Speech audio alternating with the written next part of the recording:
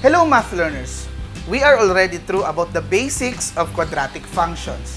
We already discussed how to transform the different forms of quadratic functions from general to vertex and vice versa. Today, we're going to discuss how to graph quadratic functions.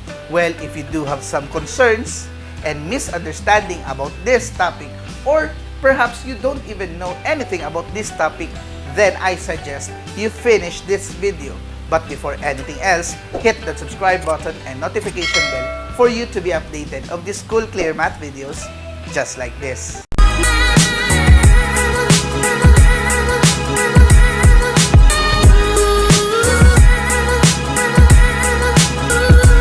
Hello math learners! Welcome to another session here in Math Learning with Sir Ash. This is still your free access math teacher Ash, and today we're going to discuss the most essential learning competency-based lesson for quarter 1, week 7 of the grade 9 mathematics, which is all about how to graph quadratic functions. So, question is, how do we graph quadratic functions? So as you can see, we already have our Cartesian plane, or also known as the rectangular coordinate system. This is where we will put our parabola. Remember that the parabola is the graph of our quadratic functions. So how do we graph quadratic function? Let us consider first an example. Okay, math learners, we have here our first example. This is in the form of the vertex form of the quadratic function. Y is equal to 2 times the quantity x minus 3 squared plus 4. Since this is in the vertex form, it is very clear that our vertex here is this one. Okay, so our h and k, which is the coordinate of our vertex, is positive 3, positive 4. That is the turning point of our graph or of our parabola. Now, how do we make our other points? So, 3, 4 is located here. That is 1, 2, 3, and then 1, 2, 3, 4. Okay. So we have here. Okay. So that is our 3, 4. Now, the next thing you should do is to consider the table of values. Remember that the table of values is a table where certain coordinates are made. So, what you would do here is you just make 5 pairs. And your HK, which is X and Y, that will be written in the middle. Why in the middle? Because that is your vertex. Now, what you do here is very simple. You will put values of X for this table, and then you will solve it for your Y. Now, since this is 3, what are two numbers before 3? That is positive 2 and positive 1. And then since this is on the right side, what are two numbers after 3? That is 4 and 5. Now, another technique here is very simple. You just need to solve one pair of side because whatever values you get here will also be mirrored on the right side. Okay, so let's consider that the value of our x is 1. So this will be 1. Okay? So that gives us 2 times 1 minus 3 squared plus 4. So that is 2. 1 minus 3, that is negative 2 squared plus 4. So this is 2. Negative 2 squared, that gives us 4 plus 4. Okay? So 2 times 4, that is 8 plus 4. And that will become 12. So therefore, if the value of your x is 1, then the value of your y is 12. Of course, this will be mirrored in our 5 here. So this will also be 12. That is the goodness of a graph of a parabola because of the power of the symmetry. That is why we have the axis of symmetry, because whatever in the left side will also be the same in the right side for the values of your y. Okay, now we have 2. Let's try 2 for our x here. So that is 2 times 2 minus 3 squared plus 4. That is 2 times 2 minus 3, that is negative 1 squared plus 4. So 2 times positive 1 plus 4 because negative 1 squared is 1. 2 times 1 is 2 plus 4. Okay. So we have 2 plus 4, that is 6. So therefore, this is 6 and this is 6. Now, remember that the value of your A here is 2, right? Now, the essence of our A here is that if your A is positive, your graph opens upward. And if your A is negative, then your graph opens downward. So therefore, our graph will look like this. Okay. So, how do we solve this one? We have here 2, 6. So, this is our 2. And then we will consider 6. So, that is here. Okay. So, 2, 6. Of course, for the value of our x, such as 4, our y is 6. So, if this is 4, our y is 6. So, they will also be aligned here. Okay. So, that is aligned. Now, we have our 1. Our x is equal to 1. Our y will become 12. If this is 1, that will become, let's say, this is part of blah, blah, blah, blah. That is 12. Okay. Let's say this is 12. Okay. So, that is here. And since this is 5, the value of our 5 here is 12, then this will be aligned to 5. Okay. So, by just connecting them, okay, this is sketching, right? Alright. So, now you will have your graph that looks like that. Okay? Now, this is not a V. This is a U because that is a curve. Parabola or parabolic graph. Okay? So, that is how you sketch your graph. Easy, right? Okay, so now let us complete our terms to be used in our graph. The axis of symmetry, our H and K is 3 there. So, the axis of symmetry is 3 at 3. Our table of values, this is our table of values. Okay? Our vertex is located at 3 and 4. The opening of the graph is upward because our value of A is positive. Do we have a minimum or a maximum? Since this is opening upward, we have a minimum point. Okay, so we have a minimum point which is located at, okay, 4. Now, what is the y-intercept? Now, as you can see here, we didn't get the y-intercept, right?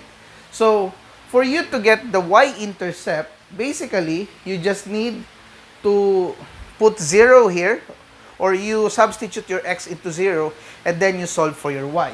So, if this is 0, so that is 0 minus 3, that is negative 3, to the power of 2, that is 9. 9 times 2, that is 18. 18 plus 4, that will give you 22. So, your y-intercept is at 22. So, meaning, it is right above there. Okay? And for your x-intercept, or intercepts, this is, as you can see in our graph, it did not touch our x-intercept or our x-axis. This means that there is no zeros of the function, okay? Because x is known as the zeros of the function. So it did not touch, meaning that our values for x are imaginary, okay? So that is how you graph your quadratic function. Now, let us consider another example. Okay, math learners, for our next example, we have a standard form. This is y is equal to negative x squared minus 2x plus 1. So, as you can see here, the value of our a is negative 1. If the value of your a is negative 1, basically, the opening of your graph will be downward. Okay. And do you have a minimum or maximum point? Since this is downward, you will have a maximum point. As to what level, we will solve this later on. Now, do we have a y-intercept? As you know, if the given function is in the standard form, the value of your c is your y-intercept. So, your y-intercept is at positive 1. Okay, so later on, you will see that it is in the positive 1. Next is, how do we get the value of your vertex? Okay, so the vertex here, remember that the vertex, as what I've said in our first video, there are two ways to get the vertex. The first one is by solving the value of x or the h by using the formula negative b over 2a. And the second one is by changing your standard form into vertex form so that you can just look at it right away. Now, if you don't want to go to the process of transforming, then you can just use the formula here. So our b here is negative 2, right? So that will be negative 2. And our a here is negative 1. So we have positive 2 over negative 2. And if we simplify this, we have negative 1. Therefore, the value of your hk is negative 1. Now, how about the k?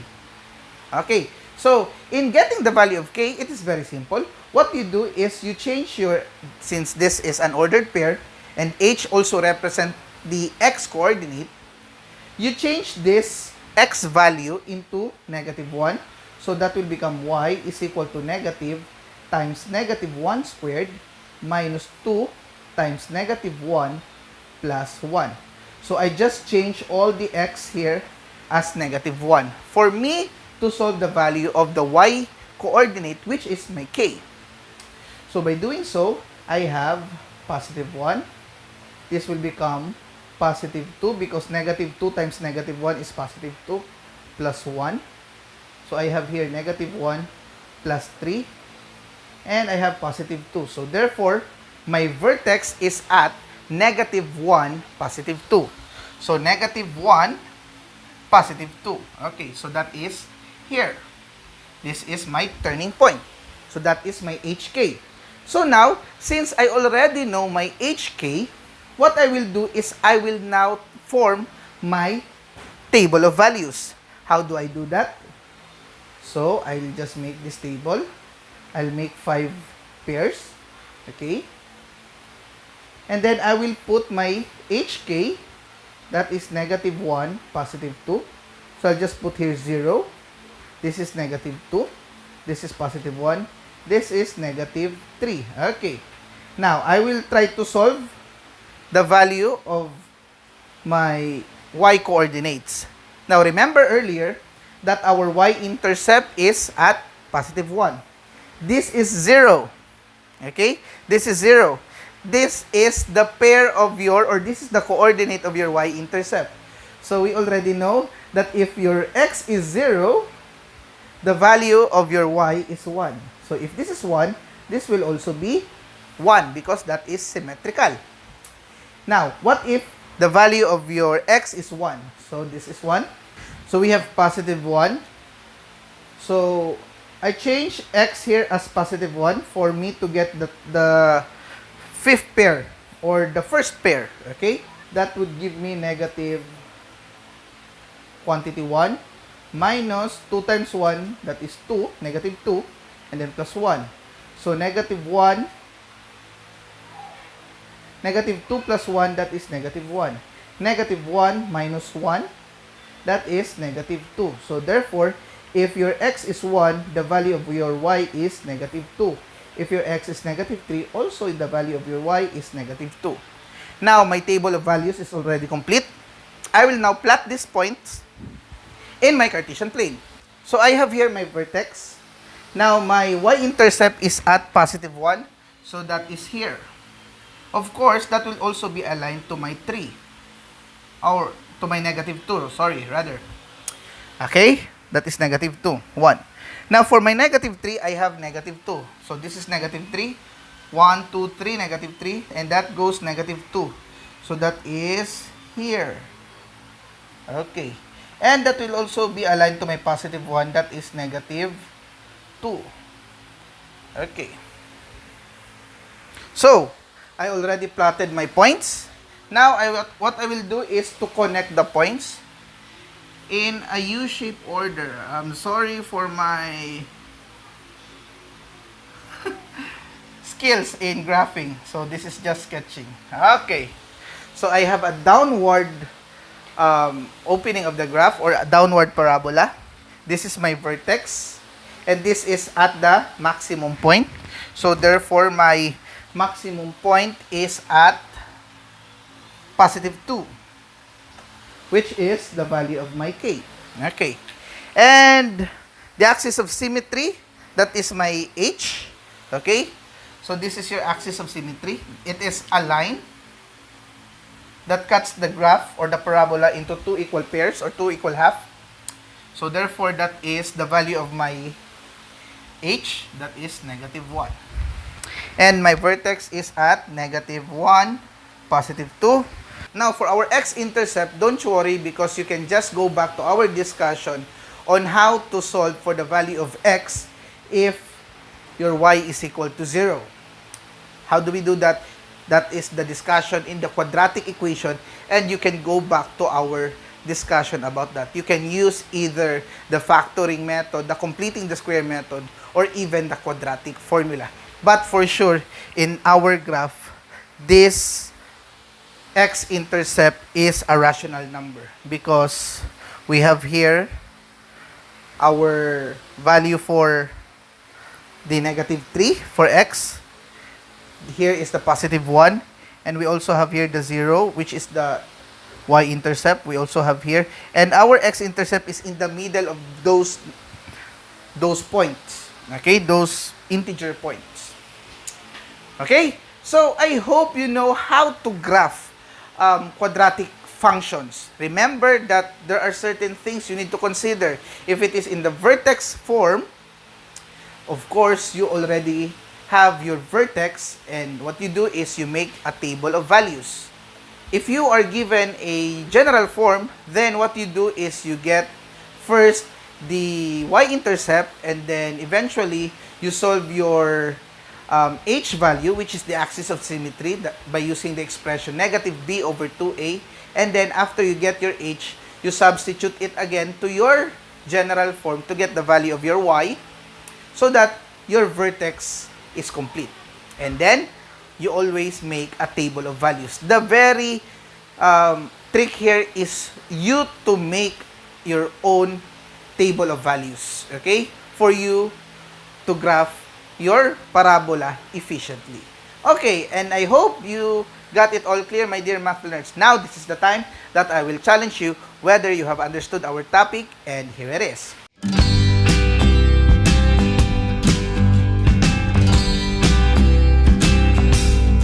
Okay, math learners, I hope you have a wonderful time about our discussion for today.